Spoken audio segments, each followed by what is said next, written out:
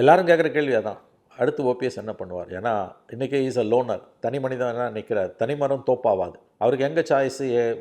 டிஎம்கேக்கு போனார்னா சூசைட். நீங்கள் என்னதை பண்ணிங்கனாலும் டிடிவி தினகரன் எடப்பாடி கிட்ட போனதையே நீங்கள் கேள்வி கேட்குறீங்களே. வாழ்க்கை பூரா, வாழ்நாள் பூரா அதிமுக 3 தடவை அதிமுகவில் முதலமைச்சராக இருந்த ஒருவர் திமுகவில் போய் எதை அடைய போகிறார்? அவருக்கு என்ன முதலமைச்சர் பதவியாக திமுகவில் கொடுக்க போகிறாங்க? சத்தியமாக கொடுக்க மாட்டாங்க. இன்னும் அதிகபட்சம் ஒரு சபாநாயகர் கொடுக்கலாம், இல்லை ஒரு மந்திரி பதவி கொடுக்கலாம் அதிகபட்சம். அது வாட் டஸ் இட் மீன்? இன்னொன்று, கீழே எப்படி நீ கன்வின்ஸ் பண்ணுவீங்க? டிடிவி கதை கூட வேறங்க. ஓபிஎஸ் வந்து எல்லாத்தையும் அனுபவிச்சார். 14 மாதங்கள் at a span of 14 years ஒரு சீஃப் மினிஸ்டராக இருந்திருக்கார். முதலமைச்சராக இருந்த ஒருத்தர் திமுகக்குள்ளே வந்து ஒரு முன்னாள் முதலமைச்சருக்கு என்ன மரியாதை இருக்கும்? அங்கே ஒரே ஒரு முதலமைச்சர் ஸ்டாலின் அவர்கள் தான். அவருக்கு பிறகு உதயநிதி அங்கே முதலமைச்சர்.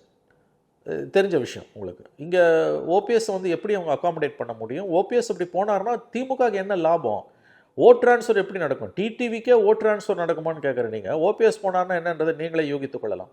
அப்போ அவருக்கு இருக்க ஒரே ஆப்ஷன் ஏடிஎம்கே தான். அதை ஓபிஎஸ் இப்போ எடப்பாடியை எப்படி கன்வின்ஸ் பண்ண போகிறாங்க என்னன்றதை பொறுத்த விஷயம். வேறு எங்கே அவர் போனார்னாலும் அவர் போவதால் திமுகவுக்கு எந்த லாபமும் இல்லை என்று தான் நான் பார்க்கிறேன்.